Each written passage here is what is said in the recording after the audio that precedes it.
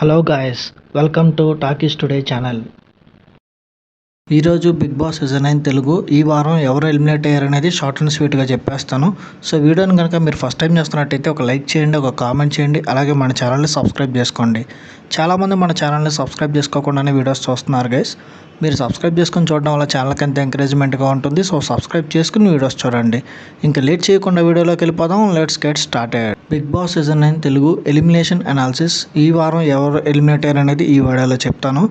మనం ఎవ్రీడే ఎవరెవరు ఏ ప్లేసెస్లో ఓటింగ్లో ఉన్నారు, ఎవరు డేంజర్ జోన్లో ఉన్నారు అనేది ఎవ్రీడే అప్డేట్ చేసుకుంటూ వస్తున్నాను.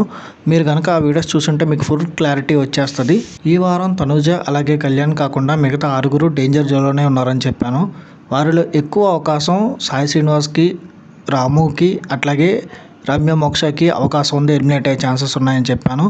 హెల్త్ ఇష్యూస్ కారణంగా ఆయేష వెళ్ళిపోయింది. సో ఈ ఎవరు ఎలిమినేషన్ ఉంటుంది, డబుల్ ఎలిమినేషన్ అనుకున్న వాళ్ళు సింగిల్ ఎలిమినేషనే ఉంది. అది ఎవరయ్యారంటే రమ్య మోక్ష ఎలిమినేట్ అయిపోయింది.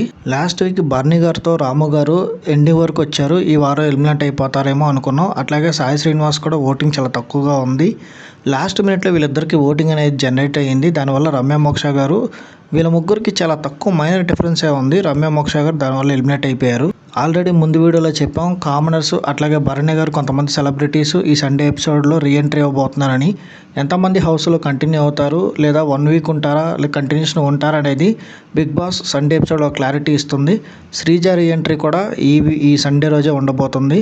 సో ఇది ఎలిమినేషన్ అనాలిసిస్, అలాగే ఒక అప్డేట్. మీరు కనుక డైలీ నా వీడియోస్ చూస్తున్నట్టయితే ఛానల్ కొత్తగా చూస్తున్న వాళ్ళు సబ్స్క్రైబ్ చేసుకున్న వాళ్ళు సబ్స్క్రైబ్ చేసుకుని చూడండి. ఇది వాళ్ళ ఎలిమినేషన్ అనాలిసిస్. మళ్ళీ నెక్స్ట్ డే మండే నామినేషన్ వీడియోతో మీ ముందుకు వస్తాను. Thanks for watching. జై హింద్.